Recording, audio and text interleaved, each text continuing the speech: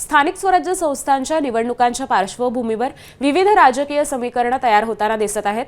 त्यातच राष्ट्रवादी काँग्रेसच्या अजित पवार आणि शरद पवार गटातील कार्यकर्ते काही ठिकाणी एकत्र येऊन निवडणूक लढवत आहेत। अशीच समीकरणं येत्या पुणे महानगरपालिका निवडणुकीत देखील पाहायला मिळू शकतात। मात्र या शक्यतेला राष्ट्रवादी काँग्रेस शरद पवार गटाचे शहराध्यक्ष प्रशांत जगताप यांनी ठाम विरोध दर्शवलाय। दोन्ही राष्ट्रवादी एकत्र येणार असतील तर मी माझ्या पदाचा राजीनामा देईल आणि राजकारणातून बाहेर पडेल असा इशारा त्यांनी दिलाय। अजित पवार यांनी पक्ष सोडला तेव्हा आम्ही शरद पवारांसोबत उभे राहिलो, अनेकांचा विरोध सहन केला, सरकार विरोधात आंदोलनं केली।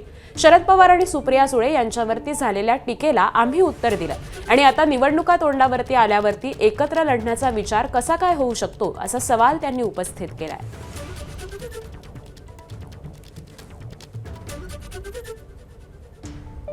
बघा, आदरणीय पवारसाहेब असतील, आदरणीय अजितदादा असतील, आदरणीय सुप्रियाताई असतील, ह्या तिघांवर माझं प्रेम होतं आहे, उद्या सुद्धा राहील।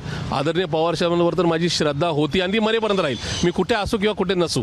पण या संदर्भात माझं म्हणणं असं की 2023ला भीषण परिस्थितीमध्ये सगळ्या प्रकारचं टेन्शन माझ्या अंगावर असून सुद्धा मी पवारसाहेबांची साथ सोडली नाही।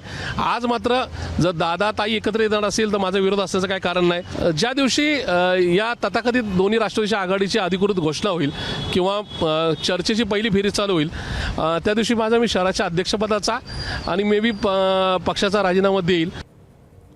तर दरम्यान प्रशांत जगताप यांनी राजकारणातून बाहेर पडू नये असा सल्ला रवींद्र धंगेकरांनी दिलाय। पाहूयात।